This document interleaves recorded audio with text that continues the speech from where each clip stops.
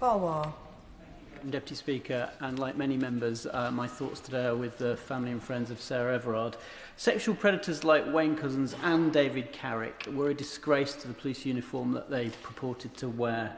And I know many police officers, as the Minister has just said, were as disgusted by those crimes as were members of the public, and believe they should never have been allowed in the police force in the first place. In Rochdale, we're very lucky to have police members of our multi-agency Sunrise team, which does fantastic work in complex safeguarding, not just with victims of grooming, but victims of domestic violence and victims of any kind of sexual assault and crime. And I would recommend other forces to look at Rochdale and see how we've learned and how our forces have actually improved services for women. But what's shocking about this report is not just the 26% it highlights of forces where there are no basic services in terms of investigating sexual assault. It also highlights the severe underfunding of the last government in this area. So I'm proud this government has committed to hard violence against women and girls. And can she reassure me that funding will be there under this government, and also the findings of the report will inform her forthcoming strategy?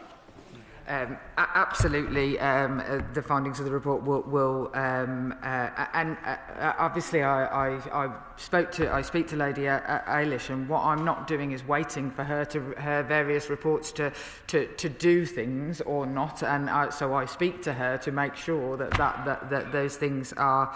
I can't wait for reports if something absolutely needs to be done. And what I would say with regard to the policing area in Rochdale, I will absolutely look into it and make sure that the new policing centre that we have created for violence against women and girls looks into it. And what I see across the country from areas where police forces may have historically had quite public failings, as with the case of Sarah Everard, the level of learning that has happened in lots of those places it is really, really good to see, and we want to see more. I only wish that we didn't wait for terrible tragedies and total failings before we changed. And so I stand again at this dispatch box and just implore every agency and every police force across the country to literally stretch every muscle to prioritise this issue.